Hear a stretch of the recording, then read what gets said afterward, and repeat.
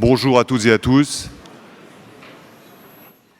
Quelques mots sur nos panélistes et sur le sujet. Je vais vous demander un petit peu de silence, s'il vous plaît. C'est difficile d'avoir un débat de qualité si on a un bruit de fond comme celui-là. Peut-être aussi un petit effort du côté de la régie, puisque ça siffle. Nos panélistes, donc à l'extrémité, bien sûr, le membre du cercle, Laurence Boone, qui va cadrer nos débats, qui est responsable de la recherche économique chez AXA. À ses côtés, Jean-Dominique Sénard, qui est patron de Michelin, une grande entreprise industrielle française que tout le monde connaît. Aux côtés de M. Sénard, c'est Tidjane Thiam, qui est patron, directeur général d'une des plus grandes banques mondiales, le Crédit Suisse. Au centre de notre tribune, quelqu'un qu'on n'a pas besoin de présenter, qui a occupé des fonctions éminentes en France et qui occupe des fonctions éminentes aujourd'hui pour l'économie mondiale, Christine Lagarde, qui est directeur général du FMI. Et à mes côtés, Mario Monti, homme éminent lui aussi, qui a été président du Conseil en Italie, donc Premier ministre, et qui a été l'un des commissaires les plus importants à la Commission de Bruxelles il y a quelques années, qui est aujourd'hui sénateur. Nous avons vécu avec l'idée profondément enracinée que la prospérité ne pouvait qu'augmenter au fil du temps, grâce au progrès continu de la technologie, de la démocratie. Et l'apogée de cette illusion, c'était bien sûr en 1989, c'était la chute du mur, l'effacement des frontières et de l'histoire, la fin de l'histoire, comme on disait. On vit aujourd'hui l'exacte réplique de ce moment, le double inversé de 89. Le Brexit, c'est justement le rétablissement des frontières, tout comme d'ailleurs dans d'autres endroits en Europe, en Hongrie, en Autriche. Et l'essor du populisme contemporain dont on a beaucoup parlé ces 3 jours, essor mondial, c'est aussi l'anti-89, parce que la nature profonde du populisme, c'est la remise en cause du marché et de l'ouverture. 27 ans après cette chute du mur, la modernité nous replonge donc dans une espèce d'obscurité, comme si elle était, au fond, indifférente aux espoirs que nous avions placés en elle. Christine Lagarde, je me tourne tout d'abord vers vous. L'éclipse que nous connaissons, l'éclipse de croissance et au fond de conscience, s'explique-t-elle par l'excès de mondialisation ou par son insuffisance ou par ses insuffisances? Comment retrouver les chemins de la prospérité? Bien, merci de me donner ainsi la parole. Je pensais que Laurence Boone allait d'abord faire un petit... je me trompe, c'est Laurence, je tricote. Désolé. Laurence, je vous présente mes excuses les plus sincères. Nous vous écoutons avec beaucoup d'intérêt.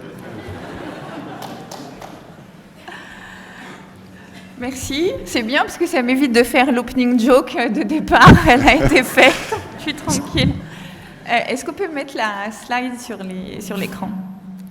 Je vais reprendre le ton sérieux de François pour introduire la session. Si jamais on peut avoir la slide sur l'écran. Non, bon ben on va faire sans, c'est pas grave. Non, il y avait une représentation en fait de la carte britannique du vote pendant le référendum qui devrait être sur l'écran si les gens là-haut me voient. Je tente une dernière fois, mais ça finira peut-être par arriver. L'autre. C'est bon, ne change plus rien. Voilà. Je pense que vous l'avez tous vu.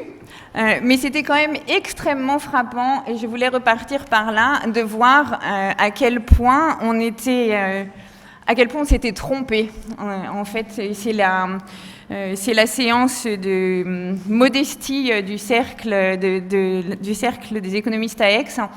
Mais cette carte est quand même pour nous, je trouve, une formidable claque, puisqu'après des années de mondialisation depuis la Seconde Guerre mondiale, on se retrouve en fait avec une insatisfaction profonde de gens qui sont soit exclus des centres de décision ou des centres d'activité économique, de gens qui atteignent plutôt puisqu'on le voit sur la carte qui reproduit les âges. Le vote britannique du non est plutôt les personnes plus seniors de la population, alors que ce sont les mêmes qui ont été le plus proches de la guerre et de la reconstruction après-guerre et qui ont lancé cette mondialisation. Donc c'est vraiment un paradoxe énorme. Et le but de ces sessions, c'est d'essayer de comprendre un petit peu où on s'est trompé, ou qu'est-ce qu'on a manqué et qu'est-ce qu'il faudrait corriger. Alors on a cette carte qui est négative, mais en même temps, si on reprend quelques chiffres de la mondialisation, et je ne vais pas donner ceux de la prospérité économique, mais ceux plus largement de la prospérité tout court, et on oublie parfois que grâce à la mondialisation, entre 1990 et 2010, le taux de pauvreté extrême dans le monde est passé de 41% à 23%, c'est une division par 2. La pauvreté extrême, c'est quand on a moins de 1,25 $ par jour. On oublie aussi que sur les 10 dernières années, le nombre total d'enfants non scolarisés a diminué de 40%. Le taux d'alphabétisation a augmenté de 80% sur les 20 dernières années. L'espérance de vie dans les marchés émergents, elle est aujourd'hui de 65 ans, c'est simplement 10 ans moins que chez nous. Et surtout, le taux de mortalité des enfants a diminué de 49% sur les 20 dernières années. Donc la mondialisation, c'est formidable, on l'oublie parfois, et on l'oublie parce que chez nous, ça ressemble à la carte britannique qui est derrière. Comme François y avait fait allusion, ce qu'on s'est dit pour cette session, c'est que c'était peut-être pas mal de faire un petit retour sur ce qu'avait été la mondialisation depuis la fin de la Seconde Guerre mondiale, de poser les questions qu'on avait peut-être pu laisser échapper. Et moi, j'ai la tâche la plus facile parce que je pose les questions et je laisse les intervenants trouver les réponses qui risquent de ne pas être faciles. Si on Donc là, d'abord, comment est-ce qu'on en est arrivé là ?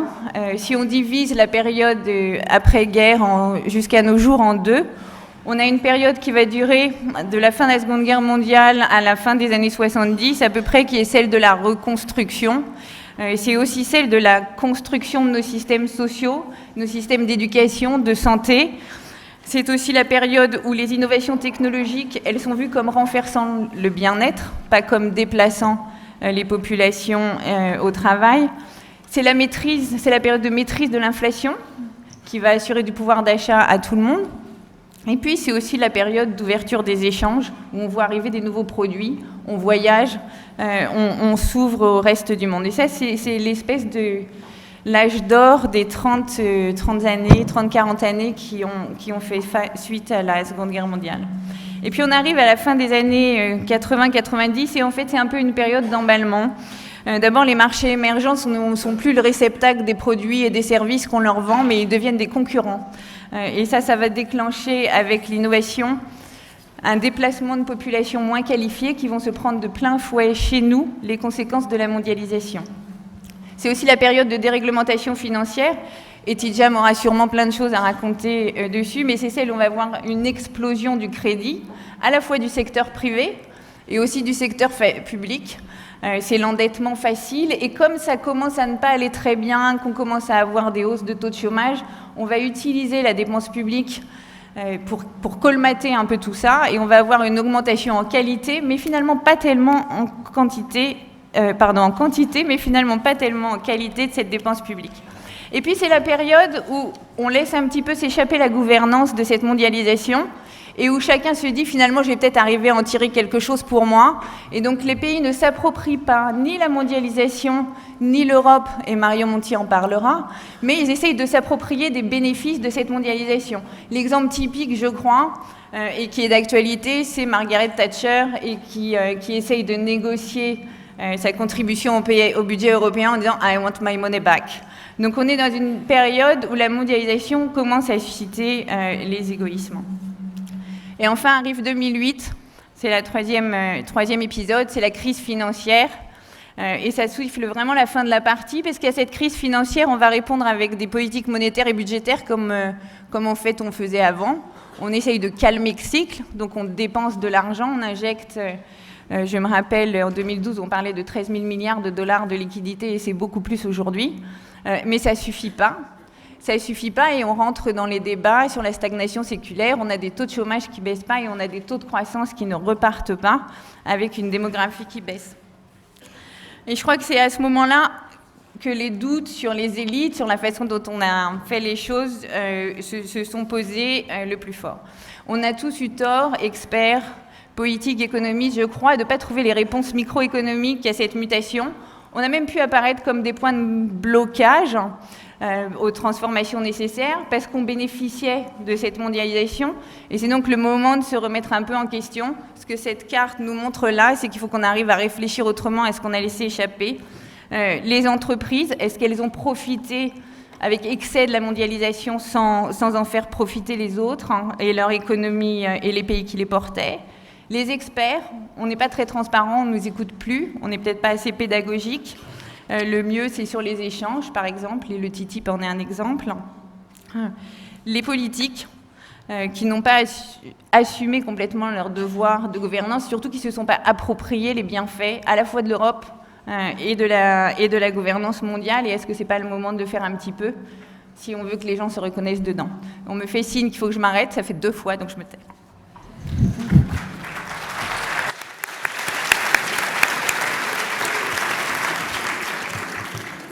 Merci Laurence.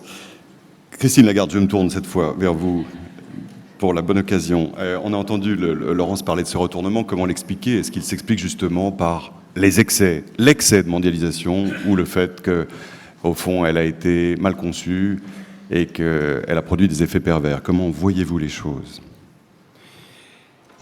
Merci François et merci Laurence, parce que je suis vraiment contente que Laurence ait pu commencer par rappeler les aspects positifs de la globalisation. Parce que c'est vrai que sans la globalisation,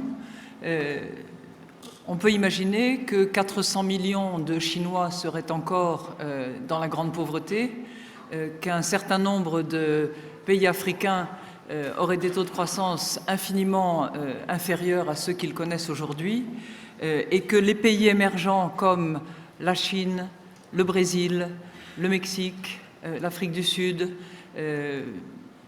à un moindre degré l'Inde, qui fonctionne beaucoup plus en marché intérieur domestique, ces pays-là n'auraient pas connu les taux de croissance considérables qu'ils ont connus.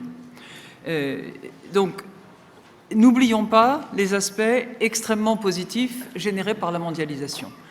Pour autant, on sait aussi que la mondialisation, si elle a créé un certain nombre de gagnants, à la fois au niveau macroéconomique et à l'intérieur des pays, a aussi créé un certain nombre de perdants.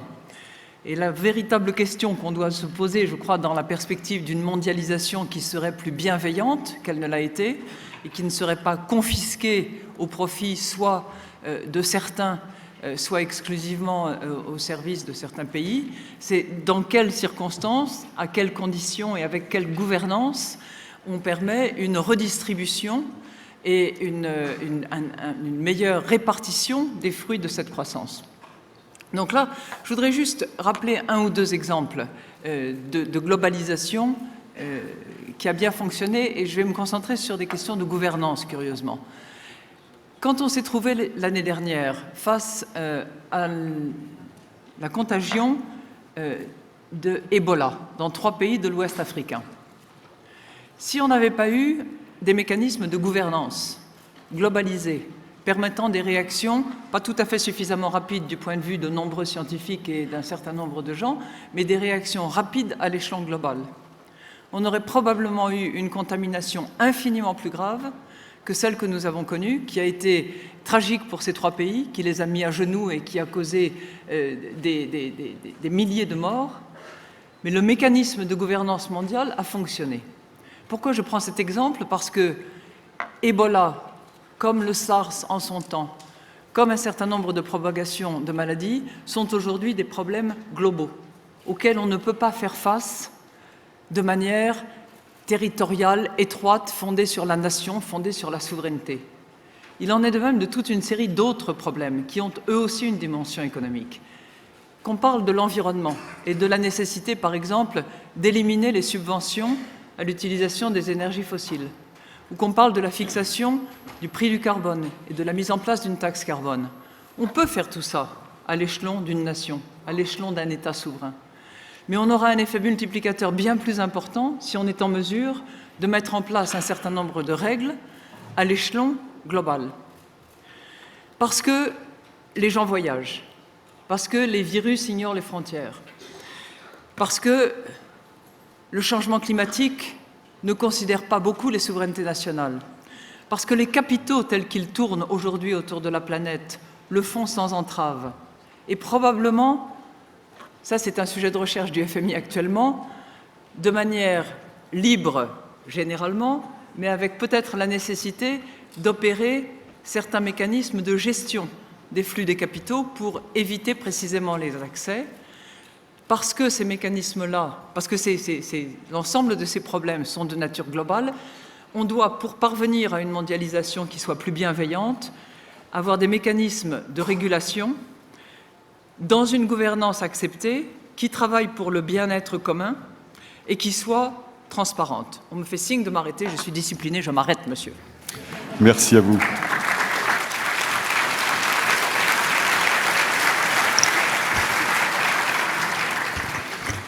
Jean-Dominique Sénard, vous êtes patron de Michelin, je le disais, une entreprise qui symbolise à merveille la transformation de l'industrie française, au fond, de Clermont à la planète. Il y a quelques décennies, on disait tout ce qui est bon pour General Motors est bon pour les États-Unis. Autrement dit, il y a une adéquation entre les intérêts des grandes entreprises et ceux de la communauté nationale dont elles sont issues. Aujourd'hui, il y a un doute à ce sujet sur le fait que les grandes entreprises et leurs intérêts semblent dissociés de l'intérêt national. Comment voyez-vous les choses, vous qui avez en charge justement la responsabilité d'une de ces grandes entreprises mondialisées? Merci François. Je ne suis pas à l'aise avec l'idée que les grandes entreprises aient un intérêt dissocié de la nation ou des États dans lesquels ils travaillent. En fait, je considère que c'est l'inverse. La réalité, si je peux vous faire part d'une ou deux convictions, c'est que l'entreprise est au cœur de cette question de l'atteinte de la prospérité économique. On le voit bien à travers le poids qui pèse sur leurs épaules aujourd'hui en matière sociétale, sociale. On voit bien également que leurs actes sont commentés, leurs comportements, y compris celui de leurs dirigeants, sont largement commentés dans un cadre qui dépasse largement l'entreprise elle-même. Et donc, en fait, la responsabilité de l'entreprise est immense. Alors, dans cette question de prospérité, il y a les recettes classiques, et puis vous les connaissez toutes, alors je ne vais pas vous les détailler, mais pensons simplement à cette diffusion du progrès qui est liée à l'investissement, pensons par exemple à la question de la formation, pensons évidemment à la recherche et au développement. J'insiste pas trop là-dessus parce que ce sont des choses que vous connaissez et qui sont évidentes. Mais pour moi, et c'est ma deuxième conviction que je voudrais partager avec vous, il y a plus que ça. Voyez-vous, il me semble que les entreprises, dans les années qui viennent, qui pourront contribuer vraiment à cette prospérité économique, sont celles qui répondront à quelques critères tout simples. Premier, des entreprises qui auront une vision long terme et qui s'y tiendront. Et c'est important parce que c'est ce qui donne du sens à l'entreprise, c'est ce qui relie à la raison d'être, et c'est ce qui fait que tous les membres de l'entreprise dans le monde entier se lèvent le matin pour travailler. Ce sens est essentiel. L'autre critère qui me vient à l'esprit, c'est que les entreprises qui mettront systématiquement, pas simplement leurs clients, mais les citoyens du monde au cœur de leurs innovations, et qui, du coup, assumeront totalement la responsabilité sociétale de leurs actes. C'est clé. Et s'il fallait juste choisir un exemple, parce qu'on n'a pas beaucoup de temps, je voudrais penser à ce qui s'est passé au moment de la COP21, où finalement des entreprises ont pris des engagements considérables devant la société et vont bien être obligées de rendre compte. On parle bien de prospérité économique dans ce sujet-là, on est en plein dedans. Et au fond, ce qui s'est passé à la COP21 m'a plutôt fait plaisir parce que c'est la première fois dans le processus qu'on a considéré que les entreprises étaient non seulement présentes, mais qu'elles avaient des choses à dire, qu'elles avaient fait énormément de choses déjà, et qu'au passage, elles étaient totalement incontournables dans le processus qui est engagé à Paris, dont l'ambition est extrêmement forte et qu'il va bien falloir mettre en œuvre. Et puis, le troisième critère, et celui-là j'y tiens énormément, les entreprises qui contribueront à cette prospérité économique sont celles qui intégreront le plus la dimension humaine du sujet. Et là, on est au cœur d'une problématique importante. Celles qui feront prospérer en leur sein le principe de responsabilisation. C'est clé. Il faut aller au-delà des incantations sur la libération des énergies dans l'entreprise. Il s'agit de quelque chose de beaucoup plus profond. C'est bien sûr le principe de subsidiarité à tous les niveaux.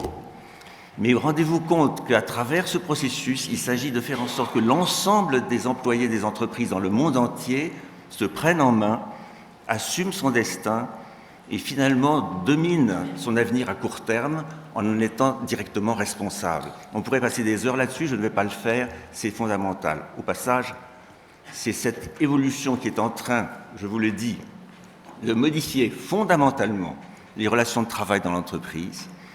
C'est ceci qui permet aujourd'hui d'imaginer, dans le monde entier, mais en France en particulier, des accords sociaux de tout à fait bonne facture. Enfin, dans mon esprit, c'est ce qui permet d'imaginer qu'enfin, l'ensemble des employés d'entreprise estimeront qu'ils sont sur un destin commun. Voilà, de mon point de vue, ce qui fait que les entreprises, dans l'avenir, ont un rôle absolument central. Pour répondre à votre question, je ne vois absolument pas de distinction entre l'intérêt des nations d'une façon générale et celui des entreprises. Merci Jean-Dominique.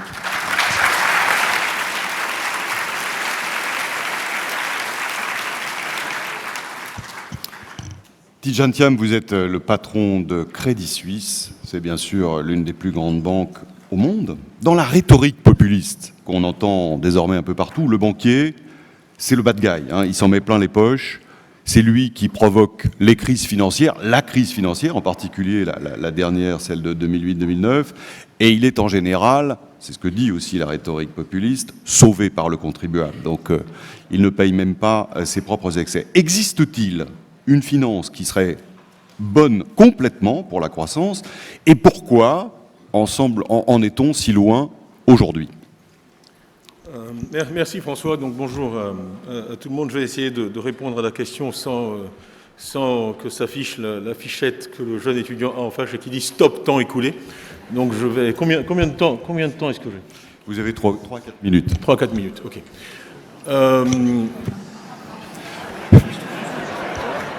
Il faut toujours dire 3-4 comme ça, finalement, on fait moins de 10. Donc après, je crois que de toute façon, vous m'avez facilité un peu la tâche, en fait, tous, hein, Laurence, Christine et Jean-Dominique, puisque en fait ce que j'ai à dire est assez aligné avec tout ça. La réponse courte à votre question, je crois que c'est oui.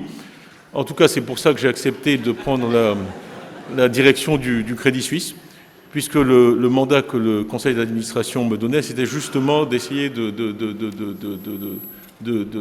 d'amener le Crédit Suisse plus près de ses origines. Le Crédit Suisse a été créé en 1856 par Alfred Escher, qui a sa statue dans plusieurs squares en Suisse. Donc c'est déjà rare qu'un banquier ait sa statue dans les ce qui veut dire qu'on n'est pas toujours injuste vis-à-vis des banquiers.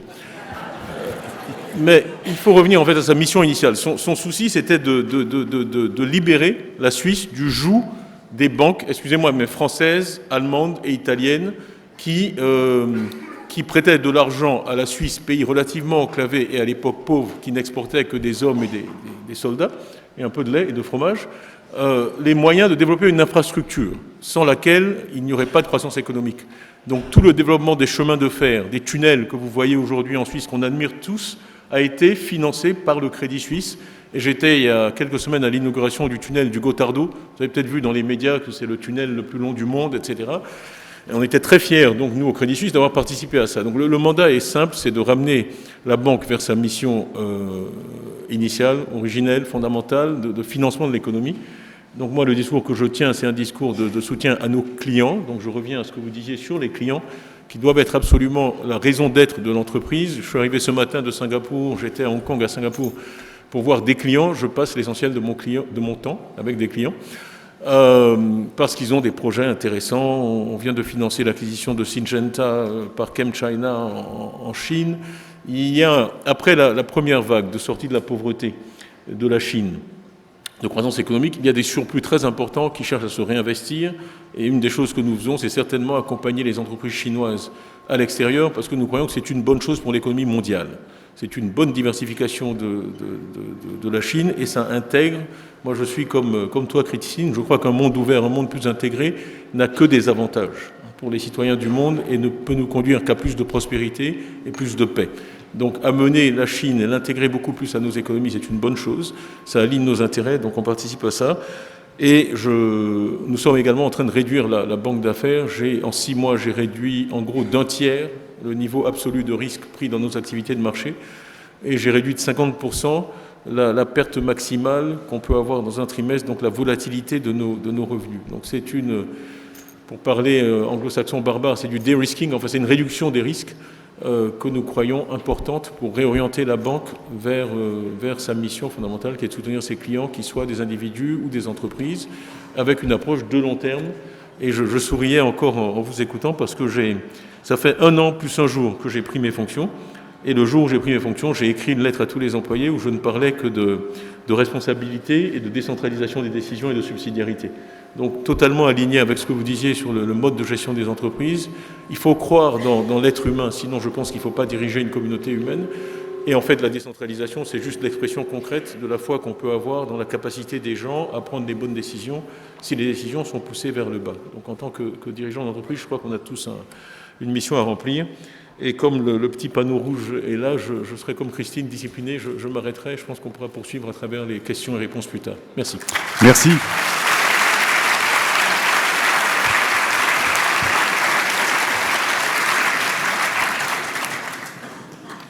On va prendre vos questions dans quelques instants. En fait, d'abord la question de l'étudiant et puis les vôtres.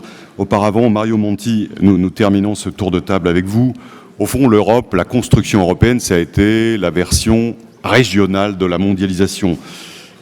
Comment expliquer le retournement entre les attentes que le projet avait suscité, justement on parlait de 1989 tout à l'heure, et la situation actuelle, avec à la fois une crise économique persistante et puis la multiplication des tendances centrifuges. Est-ce qu'il y a eu, selon vous, une erreur de conception dans le plan initial ou bien une erreur d'exécution? Après le Brexit, la France, comme d'autres pays européens, court le risque grave de se libérer enfin de l'influence oppressive et néfaste néolibérale anglo-saxonne. Donc, je sens cette année en particulier le devoir moral de vous parler en anglais ici. I think it's important to keep in mind that Europe has achieved a lot since 1989, in particular 3 things: the single market, the single currency, and the enlargement or reconstitution of a wider Europe. The US took about 1.5 centuries to do these things. True, none of these achievements nowadays in Europe is particularly popular. But as soon as you put people, because of their own choices, in front of the possibility of losing one of these achievements, you see how they begin to lose any certainty. Just consider the British people, the British companies, the British government, and the possibility of losing that largely British product which we call the single market. I believe that what has happened to preclude us from taking all the benefits of the post-1989 phase has been simply that international integration has entered the crisis. Not just in Europe, as all too often in Europe we believe, but this wide encompassing panel has already shown to us that this is not just in Europe. I would like to broaden it even further. We see disintegration in recent years within countries. Think of Catalonia or Scotland. We see disintegration at the global level. We all know that the glorious days of the WTO have seen their peak. And of course we see, and we see the mentality of this integration coming up so strongly in the US. And of course, where integration hits hardest is in the only place in the world where integration was the constitutive element of us, that is the European Union.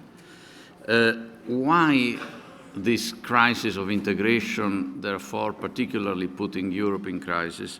I think for two rather simple reasons. One, which has already been mentioned, is the blind not taking into account analytically and policy-wise of the distribution effects of integration. And I believe that in Europe, when we go then to discuss maybe in later rounds of what to do, the idea of having some greater tax coordination in order to achieve a better reconciliation between the market and the social may become slightly easier now that one historic opponent of that policy, the UK, will not be at the table any longer. But the other reason, in my view, is the other reason for crisis of integration is the evolution, I would venture to call it degeneration in recent years, in the functioning of our national political systems. When I hear people that in order to cope with the crisis of the EU, we need to put more politics at the EU level so that it resembles more our national political discourses, I frankly laugh. Because the origin of the crisis of European integration rests at home, and in particular rests in the narrower and narrower time horizon of the decision-making in politics, but even of the political debates, which can hardly exceed the breadth of the 140 characters of a tweet, for example.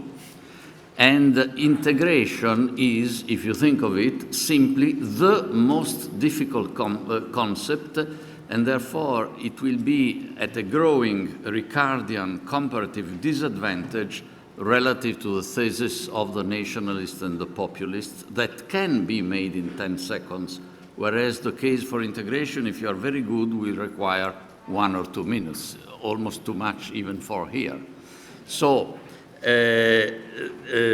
this means that maybe the virtuous circle that we have seen so much in operation in Europe in the last 60 years, democracy and integration, virtuously feeding each other, may be over, unless, and this is my last word, we should consider what lies in between those who govern and the people. What lies in between is us, is the policy community, is the public opinion makers, is the academic and business leaders. Now, we are not, in my view, doing our job properly. We almost systematically are too lenient to those who govern, and therefore we cooperate in feeding the well-justified reasons of upsurge by the people. 3 pills. David Cameron rightly will go down in history in a deeply ridiculous manner as the man who may have started the disintegration of the European Union, and more probably a disintegration of the formerly United Kingdom. All this not to serve a general interest of Europe, a general interest of the UK, a general interest of the Conservative Party, but a personal interest of leadership within the Conservative Party. Who has protested vividly in Europe when this happened? But also, and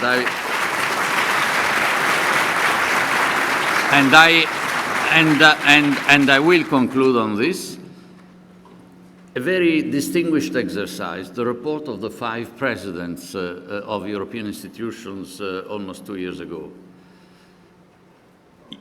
profound diagnosis of what needs to be improved in the governance of the Eurozone. But they themselves say that the most important reforms cannot be undertaken, even studied, until 2017. Why? Nothing really important happens for Europe in 2017. We must take the mental habit of considering that even a French election and even a German election do not justify any concession on the part of the public opinion.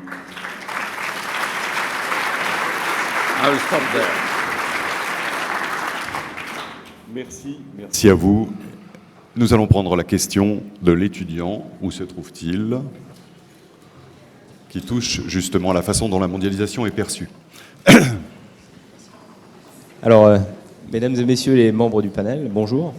En Europe, aujourd'hui, de plus en plus de citoyens se tournent vers des partis nationalistes ou populistes, parce que localement, pour eux, la mondialisation a pu être synonyme de désindustrialisation ou de casse sociale.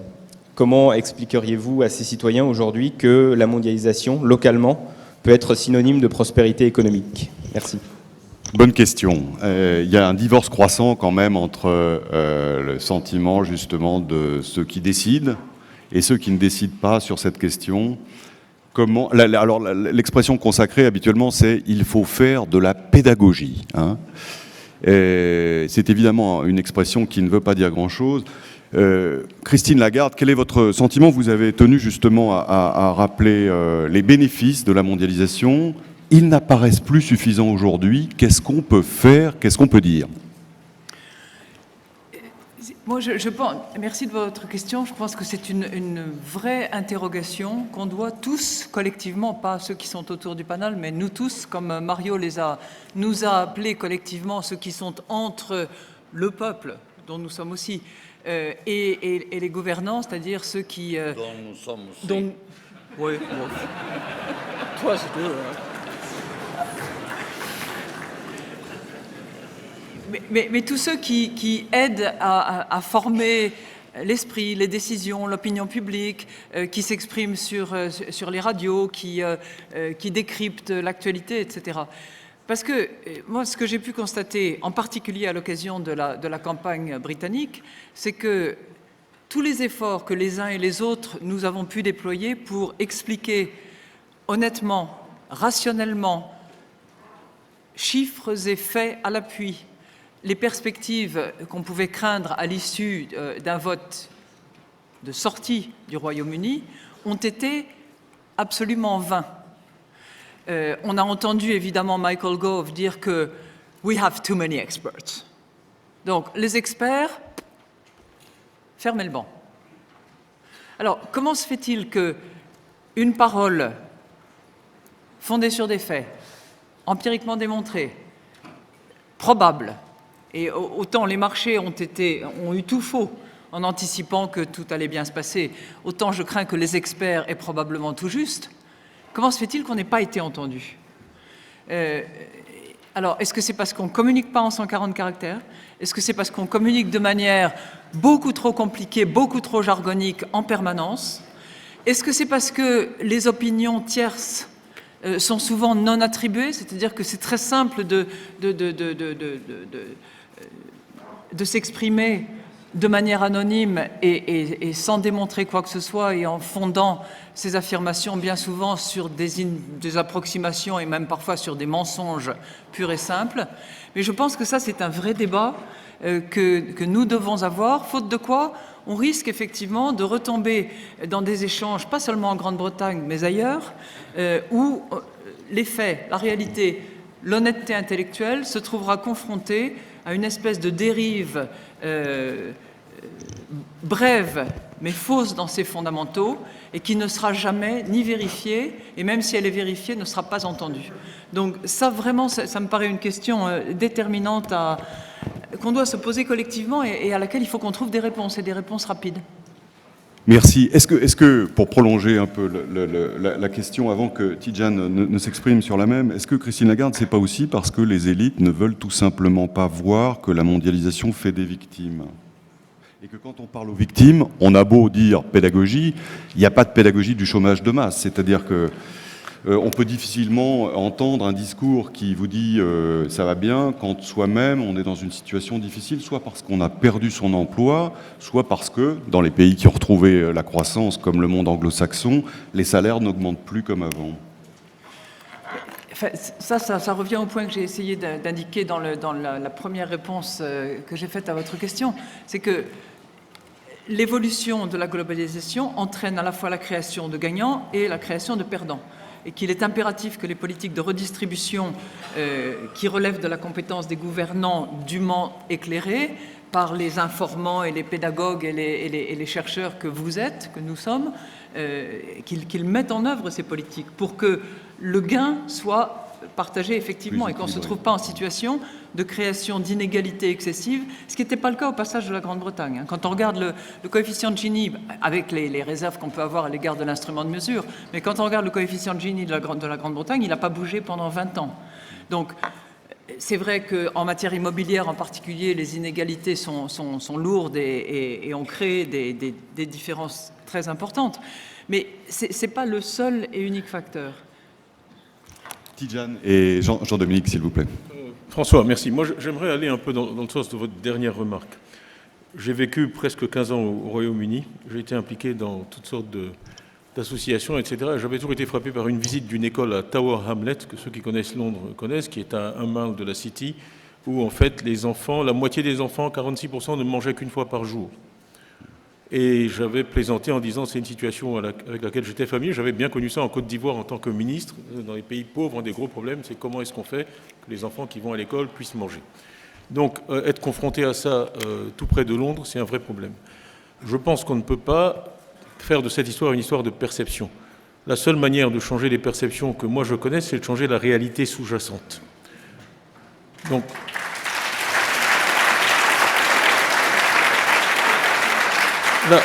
la raison pour laquelle, excuse-moi Christine, mais la raison pour laquelle le discours des experts n'a pas été entendu, c'est que dans les cas d'espèce, il était juste pas correct. Pour les décisions qui ont été prises, la Grande-Bretagne, c'est un cas d'école. En 2003-2004, sur l'immigration d'Europe de l'Est, vous avez 1 million de Polonais, etc., Latviens, Lituaniens qui arrivent, qui ont pour parler anglo-saxon, une work ethic, etc., donc catholiques, travailleurs, bien formés, qui ont 20, 21 ans.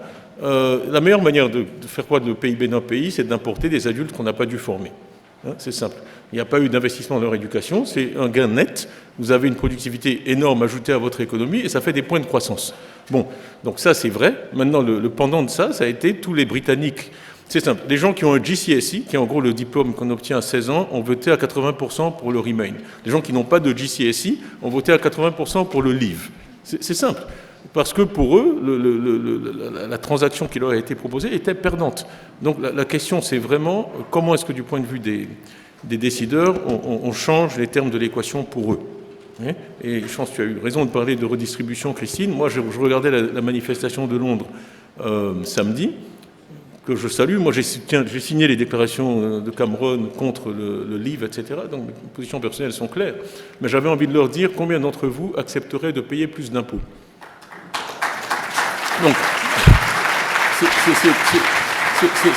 c'est bien d'avoir des pancartes et d'aller manifester contre le livre. Je vous assure, ce serait une conversation très différente si on rentrait dans une vraie discussion sur comment est-ce qu'on fait plus de solidarité, mais aussi sans compromettre la compétitivité. Parce que moi, je ne veux pas tomber non plus dans la démagogie qu'il faut faire payer les riches, etc. Je ne crois pas à ce discours.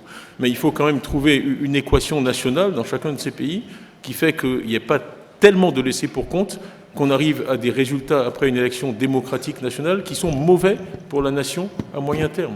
Parce que je pense que c'est incontestable que le vote est mauvais pour la nation à moyen terme, mais je pense que c'est le prix payé pour un sous-investissement chronique dans l'éducation d'une portion de la population. Il n'y a que 9% des enfants en Grande-Bretagne qui sont dans les écoles privées. Moi, je suis passionné par l'éducation. 91% n'y sont pas. Les élèves de Cambridge et de Oxford viennent de 200 écoles primaires.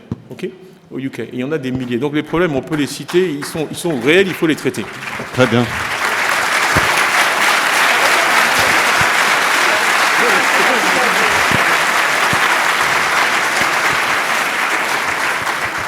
Merci à vous. Alors, il nous reste 7 minutes de débat, donc c'est vraiment très court. Je pense que tout le monde voudrait dire un mot de conclusion. Et c'est Laurence qui aura bien sûr le mot de la fin. Je ne m'en voudrais de la priver pour la deuxième fois de sa parole.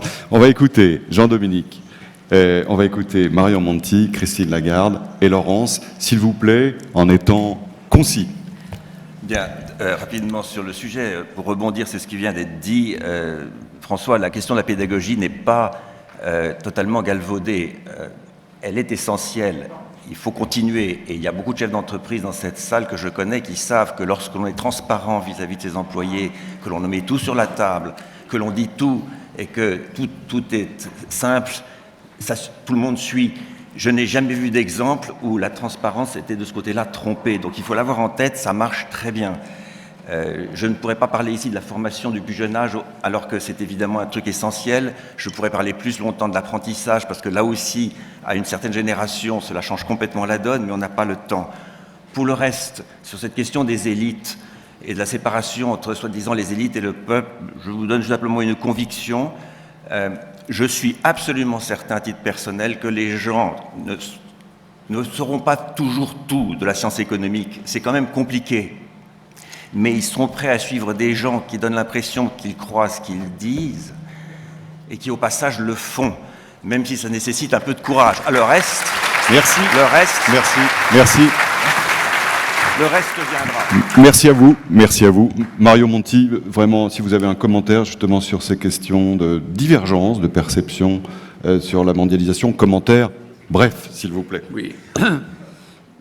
Oui, pour compléter ce que je disais, les hommes et les femmes politiques des pays de l'Europe considéraient jusqu'il y a un certain nombre d'années l'Europe comme un chantier d'investissement. Maintenant, ils et elles le considèrent comme un bien de consommation duquel tirer des petits briques, essayer de les casser pour en faire du matériel pour un consensus domestique. Si une idée clairvoyante comme l'avait eu le 9 mai 1950 Robert Schuman était soumise aujourd'hui à un référendum, 5 ans après la fin de la guerre, imaginez-vous quel serait le traitement. Et il faut tout simplement qu'on fasse un peu plus de pression pour que la politique devienne un peu plus sérieuse, en rappelant l'exemple de certains Européens tels Helmut Kohl, qui ont presque délibérément perdu des élections pour réaliser l'euro et pour entrer dans l'histoire par une porte différente de celle choisie par M. Cameron. Et toi aussi.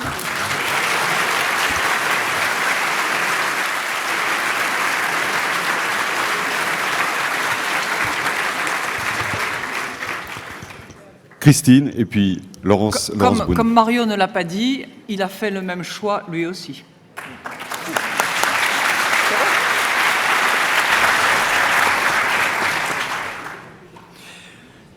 Très rapidement, parce que on est tous préoccupés par la situation de la reconstruction de l'intérieur de l'Union européenne, si c'est ce chemin-là que l'on doit prendre. Moi, je crois très fondamental pour l'économie mondiale que les Européens décident de sortir du Brexit par le haut et qu'ils se consacrent à ce qui véritablement résonnera avec les peuples européens, en s'occupant à la fois de la réalité, en s'occupant aussi des perceptions, et c'est là que je rejoins, sans le rejoindre ton propos, parce qu'on doit évidemment travailler sur la réalité économique, mais on doit impérativement aussi s'occuper des perceptions, parce que s'il y a un décalage massif entre les perceptions des peuples européens et la réalité de ce qui se passe, il y a un vrai problème de communication. Quand, par exemple, la Banque européenne d'investissement fait des investissements très importants dans les territoires, sans en dire grand-chose, sans que ça se sache, sans qu'il y ait une mesure de l'efficacité économique de l'Europe, c'est dramatique.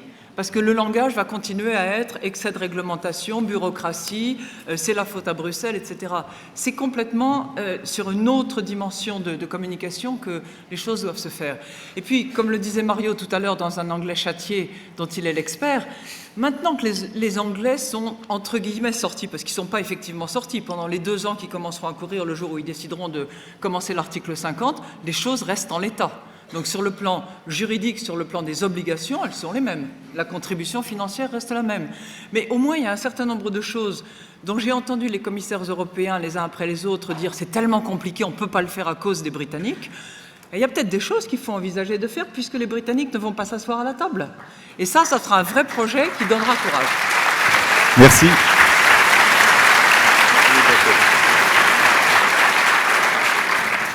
Laurence, pour la conclusion.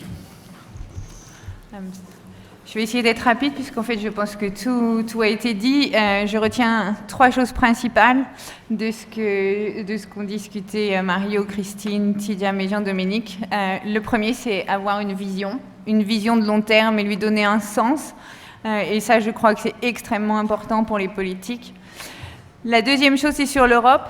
Sortir du Brexit par le haut, pour reprendre l'expression de Christine Lagarde, et le projet de coordination fiscale dont Mario Monti parlait, pour réconcilier avec les politiques sociales en Europe, je trouve que c'est essentiel parce qu'il me semble que ce qu'on rejette aujourd'hui, ça n'est pas l'Europe, mais c'est cette Europe-là, celle qu'on a construite. Et le troisième point que Tidjam a bien souligné, c'est s'occuper très vite du court terme et du long terme, c'est l'éducation. L'éducation, ça prend du temps, mais les politiques de redistribution que mentionnait Christine Lagarde, on peut les mettre en place maintenant. Et juste pour conclure, là-dessus, une citation de Michel Rocard sur les référendums que j'ai trouvé hier et qui était très vraie. Un référendum, c'est une question nationale où on met tout dans le même pot, on pose une question, tous les gens s'en posent une autre et ils viennent voter en fonction de raisons qui n'ont rien à voir avec la question.